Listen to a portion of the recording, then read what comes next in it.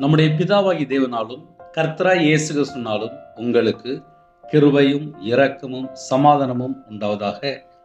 நெகேமியா 9ஆம் அதிகாரம் 20ஆம் வசனத்திலே, அவர்களுக்கு அறிவை உணர்த்த உம்முடைய நல்லாவியை கட்டளையிட்டீர், அவர்கள் வாய்க்கு உம்முடைய மன்னாவை அருளி, அவர்கள் தாகத்துக்கு தண்ணீரை கொடுத்தீர். ஹல்லேலூயா.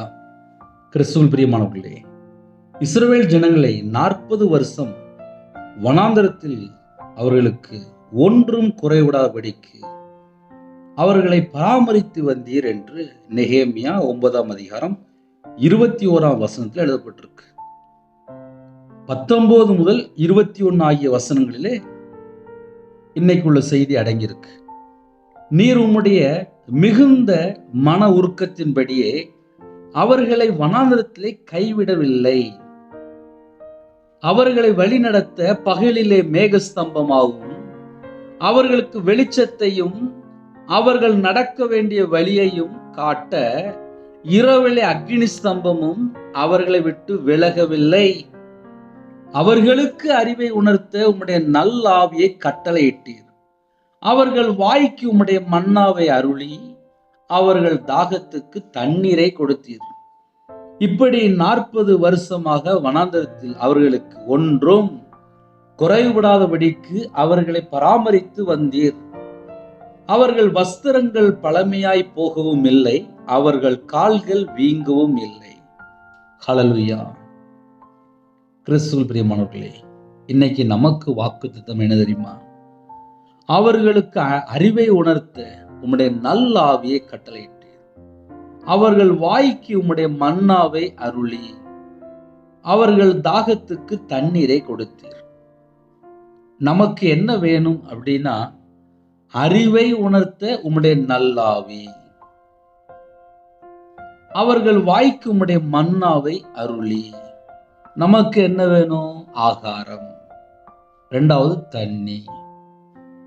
இந்த மூணுமே நமக்கு வேணும். அறிவை உணர்த்த உம்முடைய நல்லாவியை நமக்கு கட்டளையிடும் போது நம்முடைய வாழ்க்கையில் நம்ம எதை செய்தாலும் அது ஆசீர்வாதமா இருக்கும். செய்கிற ஒவ்வொரு காரியங்களும் பரிசுத்த ஆவியானவர் அறிவை உணர்த்தி நம்ம அந்த காரியத்தை செய்யும் போது கர்த்தர் கூட இருந்து ஆசீர்வதிப்பார். அவர்கள் வாய்க்கு உம்முடைய மன்னாவை அருளி, பரிசுத்த வேதமும் நம்ம கையில் எழுதி கொடுத்தார்.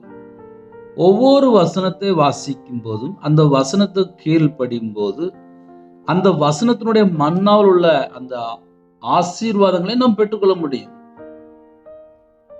அவர்கள் தாகத்துக்கு தண்ணீரை கொடுத்து, பரிசுத்த ஆவியானவர் நமக்கு ஜீவ ஊற்றாக இருக்கிறார். நம்ம ஜீவனுக்கு என்ன வேணுமோ அது எல்லாவற்றையும் தருவார். அவரே நமக்கு ஜீவனும் தீர்காயுசுமானவர். நமக்கு என்ன வேணும்? ஆகாரம் வேணுமா? ஆவிக்குரிய ஆகாரமா? இந்த பூமிக்குரிய ஆசீர்வாதமா? எல்லாமே பரிசுத்த ஆவியானவர் நமக்குள்ள இருக்கும்போது எல்லா விதமான வாசலும் திறக்கப்படும். அவர்களுக்கு அறிவை உணர்த்த உம்முடைய நல்ல ஆவியை கட்டளையிட்டீர், அவர்கள் வாய்க்கு உம்முடைய மன்னாவை அருளி தந்து, அவர்கள் தாகத்துக்கு தண்ணீரை கொடுத்தீர்.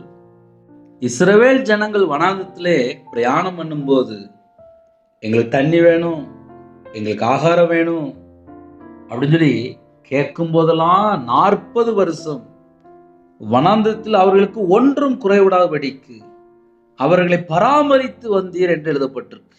இயேசு கிறிஸ்துவை சொந்த இரட்சகராய் ஏற்றுக்கொண்ட பின்பாக அவர்தான் நம்மளை பராமரிக்கிறார்.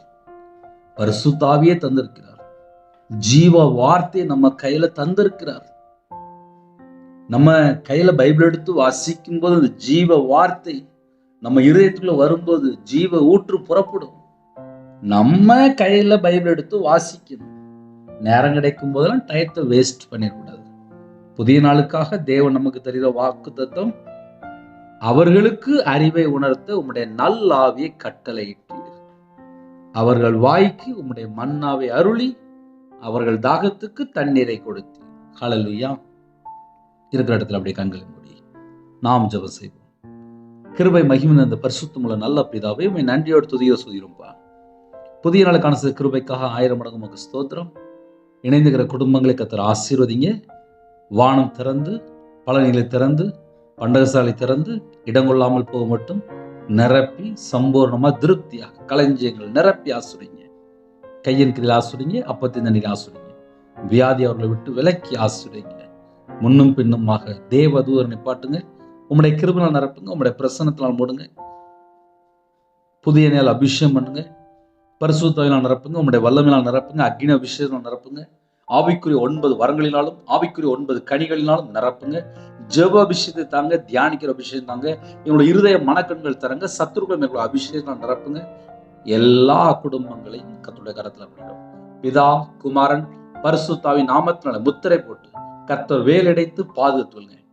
வானத்துக்கும் பூமிக்கும் சகல அதிகாரம் உள்ள கர்த்தராகிய நாமத்துக்குள்ளே எங்களை அர்ப்பணிக்கிறோம். இந்த நாளை எங்களுக்கு ஆசீர்வதித்தாங்க. முன்னும் பின்னுமாக தேவதூர் நிப்பாட்டி எல்லா தடைகளும் விலக்கி பரிபூர்ணமா ஆசீர்வதிங்க. இயேசு கிறிஸ்து மூலியமா கேட்கிறோம் நல்ல பிதாவே, ஆமீன். தேவனுக்கே மேம்பட்டதாக. கிறிஸ்துவில் பிரியமானவர்களே, 9363064181 என்ற நம்பர் உண்டால் உங்களுக்காக ஜெபிப்போம். எனக்காக ஜெபித்துக் கொள்ளுங்கள். God bless you. Thanks for watching. Please subscribe our channel. Click the like and share. Click the bell. God bless you.